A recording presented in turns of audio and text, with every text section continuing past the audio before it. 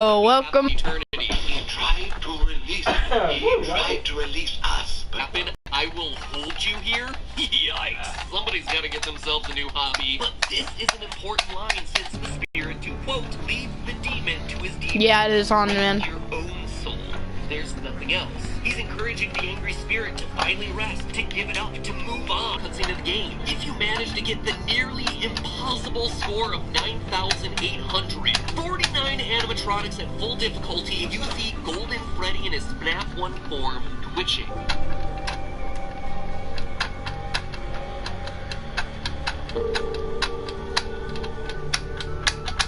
Alright, man. Let's do this! Yeet! FNAF 3 minigames nor will ever see outside of that face in the vent. But more on that next video, that final timeline episode I got cooking up. If you want to make sure that you see it, hit subscribe now, that way you don't miss it. Because seriously, that is the one that wraps everything up. If there was ever a time to subscribe, now is that time. But anyway, Golden Freddy is the soul that's still trapped. Brother, where should we go? Let go of his hate, his rage. We even hear it in his line. He's tried to release us, but I'm not gonna let that happen, no matter how many times they burn us. In FNAF 3, the puppet tried to release everyone through the... What the heck? Why am I in solos again? Fortnite was burned down in an attempt to cleanse Freddy's. Pizzeria Simulator was burned to the ground. None of it has worked. The spirit of revenge is and always will be there until he chooses... Me, I'm getting in solos for somehow.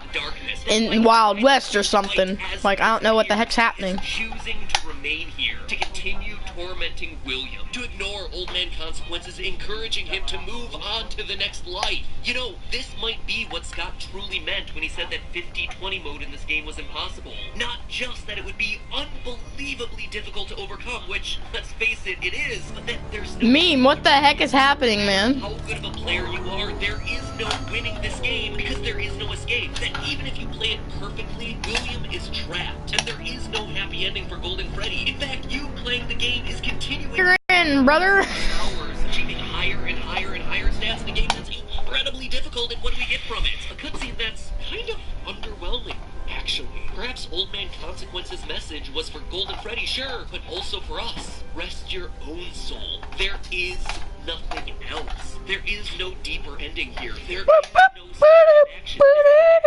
Okay. We keep William's cycle of torment alive. We are literally Golden Freddy forcing William through this over and over and over again. It did it again. Refusing to accept that there is nothing else. It's perhaps the most satisfying, unsatisfying conclusion in all of gaming. And as far as your gameplay affecting character decisions, it doesn't get any more seamless than that. In the end, the truth is as plain as day. You are Golden Freddy. Ho ho ho! Welcome back to the stream. Everything else in this game and all the other games and the books as we try to piece together one mega final timeline. I told Stephanie the other day that I was reworking the FNAF timeline. She's like, what is this, like the 80th time? And I'm like, yeah, pretty much. So place your bets now as to where you think the events are going to fall. Make sure you subscribe so you're notified of the new video. And most importantly of all, remember, that's just a theory. A game theory. Thanks for proving me right for a change, Scott.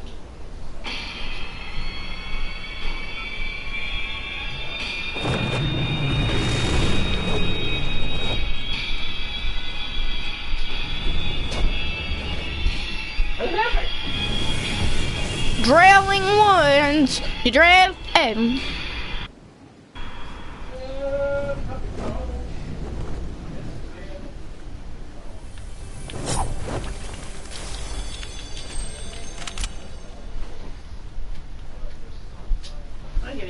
sit on the water tower and start smacking.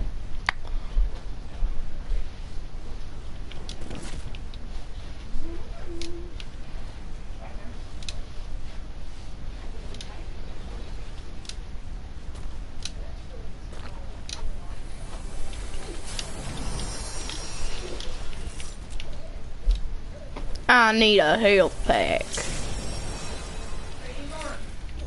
Out back, what? Out back? In the building? Find my toes.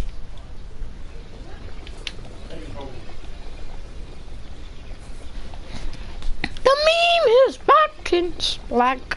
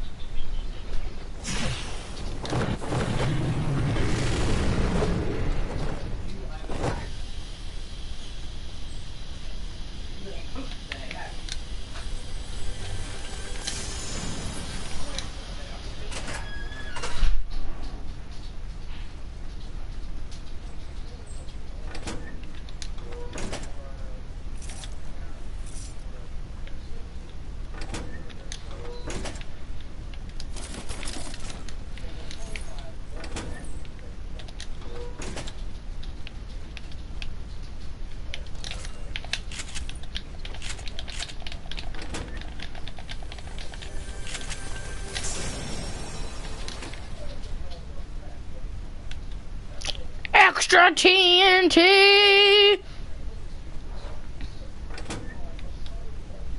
Extra TNT and peace! I am a new ghost. No, I can't even find the inside of my ghost. Hey guys, where are the cookies for the bake sale? Bake sale? Need to bake in a hurry? Use Country Crock buttery sticks with sunflower oil. There's no softening required, so baking is delicious and easy. Ooh, cookies.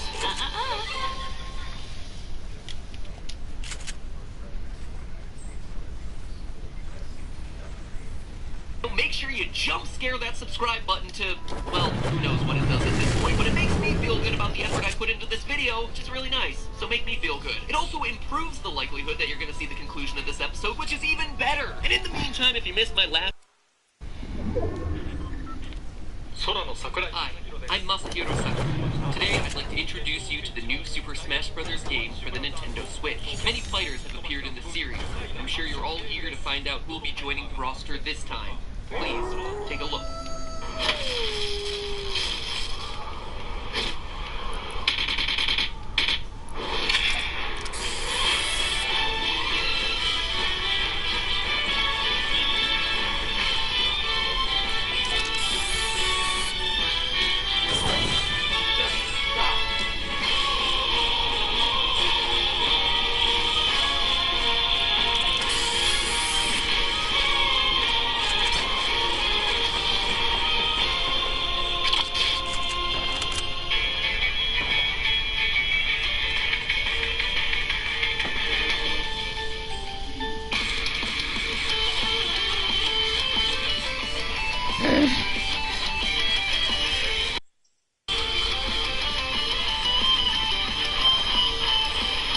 Hello, Internet. Welcome to Game Theater. Hippity hoppity, get off my property. Of YouTube. I always come back. So here's something crazy. You know how every FNAF game tends to have 5 main nights, a bonus 6th night that gets you more lore hints, and then a challenge mode 7th night where you customize all the animatronics? Well, look at the games. We have 5 main games bearing the 5 nights title, a bonus 6th game that was mostly for lore, and now a 7th standalone release where you customize the animatronics. The game releases directly mirror the gameplay. Either Scott is a mad genius or I'm thinking about things way too hard. You try to read into every little thing and find meaning in everything anyone says, you'll just drive yourself crazy. I heard you last time, Mr. Hippo. But guess what, you Barney reject? Reading into every little thing is the only way to have this series make any sort of sense whatsoever. Case in point, today's episode. With the final novel out and Ultimate Custom Night picked to shreds, it finally feels like the story of FNAF is at its end. Or at least the Afton storyline is at its end. The series will probably come back to tell another story in the same universe later. I mean, it's exactly what Scott did with FNAF 4, the quote-unquote final chapter, ... of the original FNAF story. I see what you did there, Scotty. It's the final chapter of the original story. But oh no, friends, he wasn't done. He even ended that teaser with a question mark if you brighten that screen up enough. Man, Scott, you really wanted to leave the door open for more games in this series, didn't ya? You were milking it more than I was. Or, I guess we're both milkmaids at the teat of Freddy Fazcow. Anyway, as they say in FNAF World, the pieces are in place for us. So it's time to take one final step back and put every single one of those pieces together into this, my final timeline for the final FNAF game. Though, let me save you some work. If you brighten the image you see on screen right now, you'll see that there's a question mark there, since, you know, I always come back.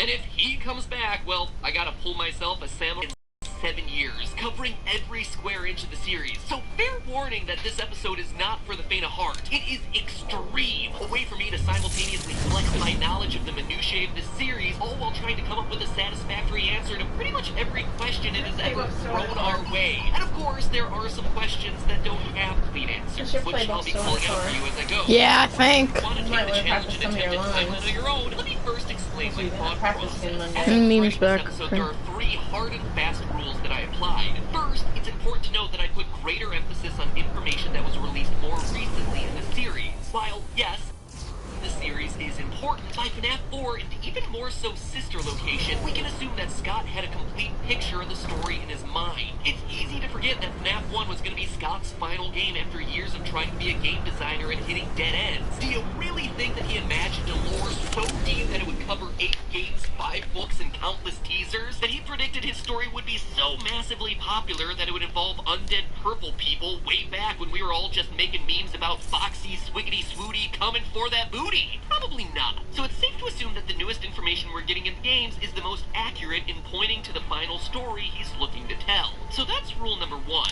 Rule number 2, adhering to key dates and events. Now, there isn't much that's certain in this story, which means that the things we do know must serve as fixed points that the other details fit around. We know for a fact from FNAF 1 phone calls that the animatronics are allowed to walk around freely until the bite of 87. We know from FNAF 3 calls that the golden spring-lock suits are eventually retired to a back room after a tragedy at a sister location, the FNAF 4 Bite, which itself takes place in 1983. FNAF 3 also tells us that at some point William Afton tries to dismantle the robots, whose spirits rebel, causing him to become Springtrap, eventually getting himself sealed up behind a wall until the workers at Fazbear Fright discover his body and set him loose again. Details like those have to be our guideposts if we're having any hopes of getting anywhere in the story. And lastly, rule number 3, realizing that this isn't just a simple linear timeline. It's clearly established in the games that multiple Fazbear locations exist at the same time, and that the events in one affect what happens in other locations.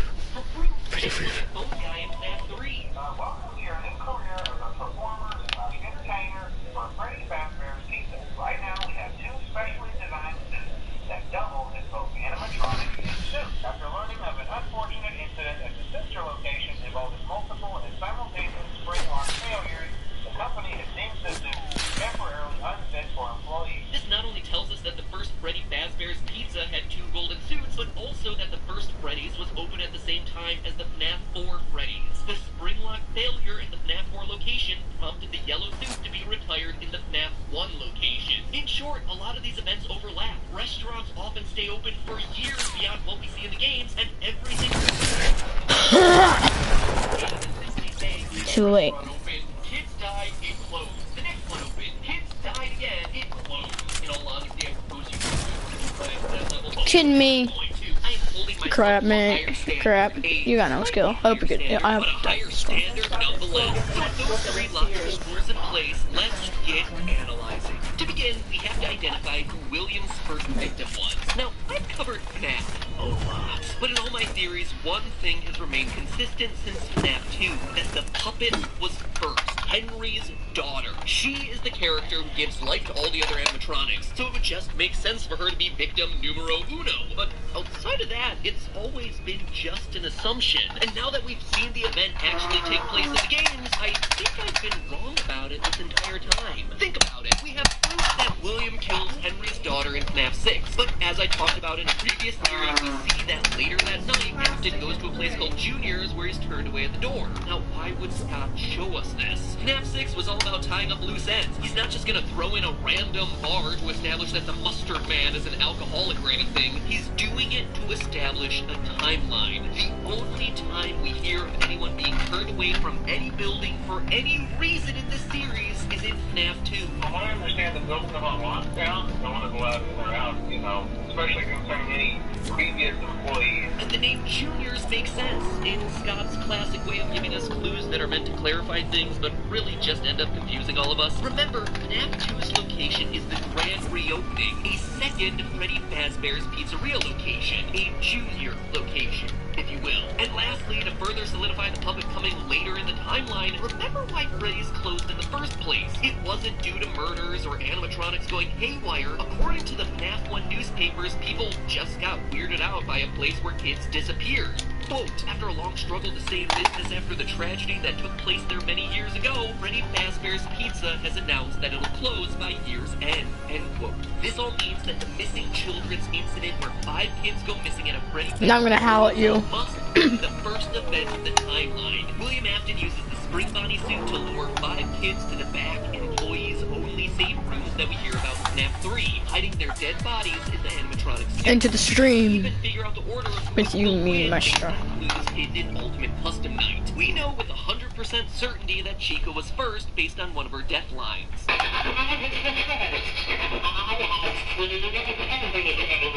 That's about as explicit as you get with these games. From a storytelling standpoint, I hate that Chica Roo! really should have been Golden Freddy, so he could be the first spirit killed and the final spirit to haunt Afton in Custom Night, but whatever. Chica, aka Susie, is death number 1. She's lured away by Afton, telling her that her dog died. We see it in FNAF 6's Fruity Maze. We also read about it in the 4th closet. Quote, the second was a little girl with blonde curls. Her daddy say he was hit by a car, but I knew it wasn't true. Bonnie told me it wasn't true. He said he found my puppy. And did he take you in for your puppy? He took me, but I don't remember. My name's Susie. We even hear about it in the Chica anime cutscenes from Custom Night. I told him that someone ran over his dog in front of my house. Jeez, God, I know we were all looking for answers, but man, you beat that one over the head, didn't you? From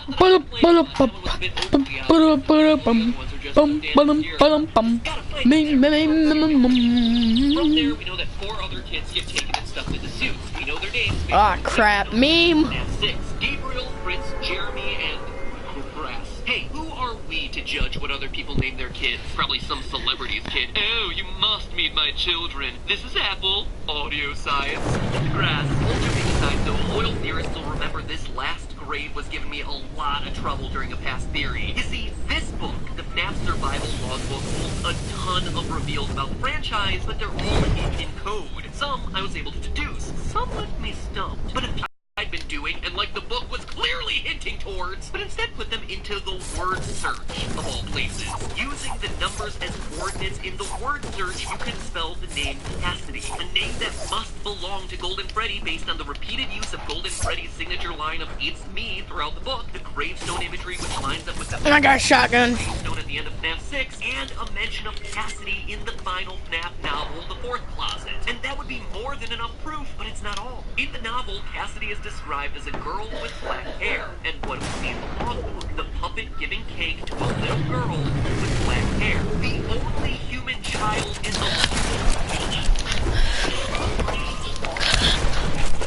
a direct reference to the happiest FNAF 3, where the puppet gives cake to Golden Freddy in an effort to release its soul. You can even hear a girlish laugh every time Golden Freddy does it way back in FNAF 1. Literally everything lines up. You talk about the one you should not have killed throughout Custom Night, which, as we established last episode, is referring to Ah! right there, regardless of the spirit that possesses it. So the gender confusion works here. Scott even used that to his advantage in the casting call, where he was specifically looking for auditions where, quote, the gender should not be immediately clear. It should work as either a young boy or a young girl. Now, teaching kids that gender is fluid, but only if you spend 4 days picking apart its obscure obscure lore. Yeah, by the way, FNAF is 4 years old this August. It's crazy, right? Wow, I've been doing this for a long time. The last thing to say about Golden Freddy is proving that he gets possessed here, at the first Freddy Fazbear Pizza location, rather than in FNAF 4 like most of us have assumed in the past. You see, an ultimate customized item called a death coin that can eliminate one animatronic from the game. But if you use it on Golden Freddy, you don't eliminate him from the game, you just get jump scared by Fredbear, and then hear some strange sounds. Oh!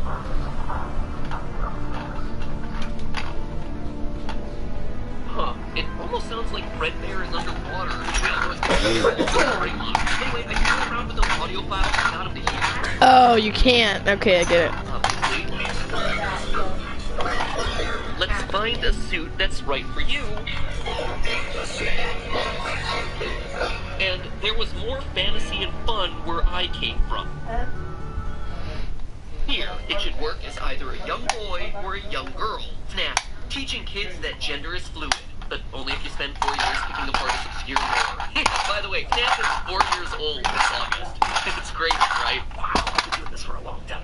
The last thing to say about Golden Freddy is proving that he gets possessed here, at the first Freddy Fazbear Pizza location, rather than in FNAF 4 like most of us have assumed in the past. You see, an ultimate customized item called a death coin that can eliminate one animatronic from the game. But if you use it on Golden Freddy, you don't eliminate him from the game, you just get jump scared by Fredbear, and then hear some strange sounds.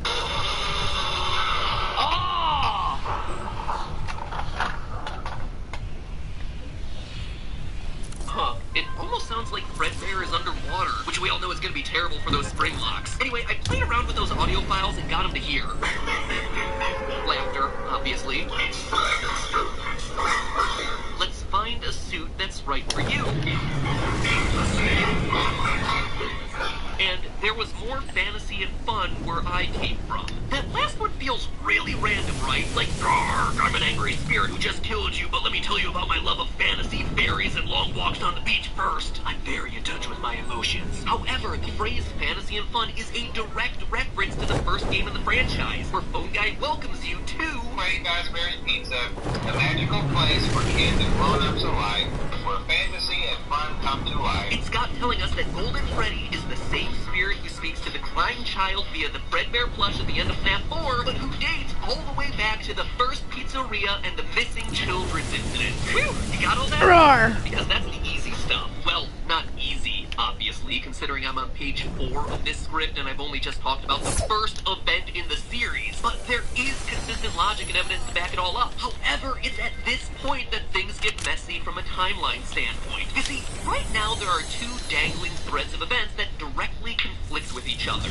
One, the first Freddy Fazbear location has to close, so it can reopen sometime before 1987. However, it has to remain open at least until 1983, when the FNAF 4 fight happens. The event that prompts Phone Guy to call back to the FNAF 1 location, informing them that the Springlock suits are being retired. Welcome to your new career as a performer/entertainer for Freddy Fazbear's Pizza. Right now, we have two specially designed suits that double as both animatronic and suit. After learning of an unfortunate incident at the sister location involving multiple and simultaneous spring lock failures, the company has deemed the suit temporarily unfit for employees. This is important because Phone Guy later makes a point of saying that the spring body suit is still being moved. Management has also been made aware that the spring body has been noticeably moved, Which implies that Afton is still using it to kill kids, aka the missing children's incident is still going on even after the bite of 1983. That would all be fine except for point number 2. According to Hand Unit and Sister Location, Circus Baby's Pizza World is opened after Freddy Fazbear's is closed.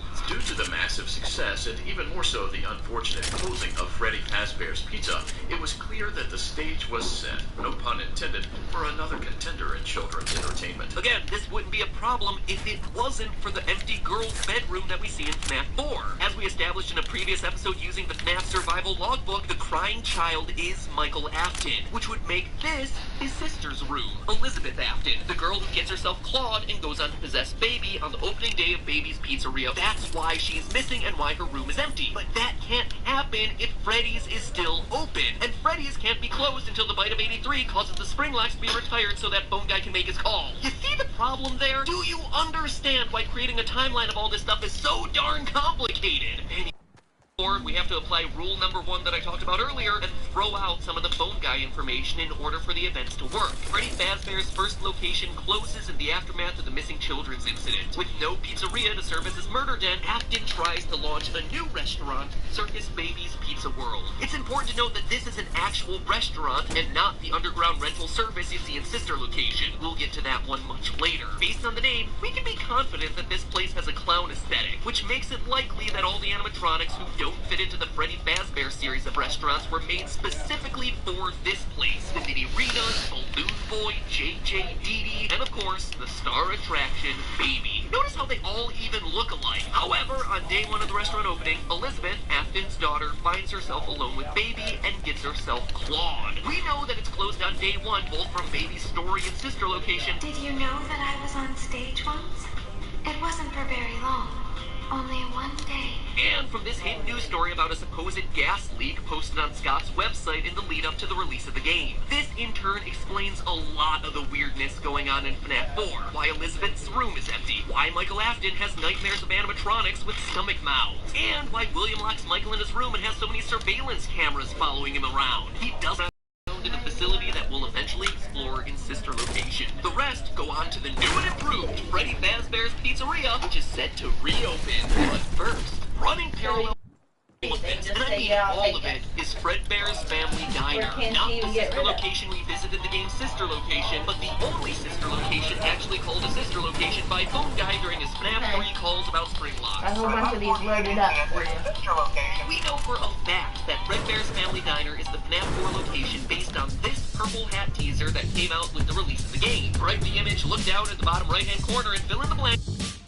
Property of Fredbear's Family Diner. We also know that it should fit here in the timeline because of one small detail that Scott made note of with the release of FNAF 4's Halloween edition. While Nightmare Puppet and Nightmare Mangled weren't canon, he made it clear that Nightmare Balloon Boy was. Now, if I'm right about Circus Baby's Pizza World and the red-cheeked design of its characters, then the crying child would have come across Balloon Boy. He existed at this point in the timeline. But because both the puppet and Mangle don't exist until the FNAF 2 location, neither of them would be appearing in his nightmares. Therefore, not canon. Therefore, the timeline continues to make sense. So at this point, we know how the story goes. William is working there as what appears to be a suit technician. Michael Afton, aka the crying child, has witnessed his friends and maybe even his sister get killed. I mean, he's even locked in the supply closet with what appears to be the body of Golden Freddy. Safety is top priority at Freddy Fazbear's Pizza, which is why the classic suits are being retired to an appropriate location while being looked at by our technician. At the end of the week, at his birthday party, he gets shoved into Fredbear's mouth by his brother, and crunch! He dead, son! The spirits of his dead friends, all 5 of them, remind them that they're still here for him, and the whole incident goes down in history as the bite of 83, based on both the TV Easter egg in FNAF 4 and the code in Sister Location's secret room. Oh. But again, it's here that we hit another little wrinkle. You see, in the FNAF survival logbook, it asks Michael whether his favorite ride was the carousel, a feature that was only present in the FNAF 2 restaurant. This also coincides with my hypothesis earlier about the Midnight Motorist minigame and Juniors being another name for Freddy's version 2.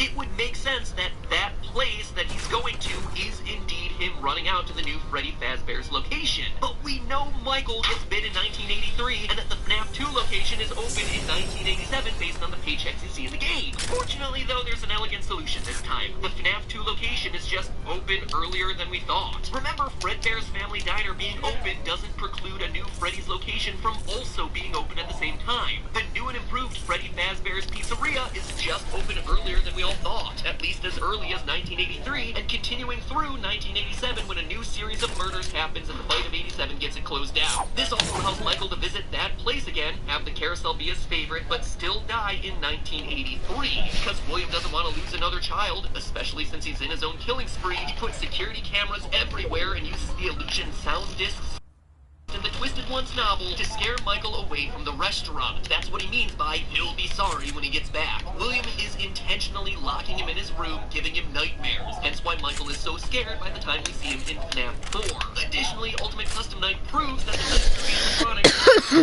that nightmares, illusion. This time, there is more than an illusion to fear. I am given flesh to be your tormentor. Both these lines indicate that before, they were just an illusion, they had no flesh. But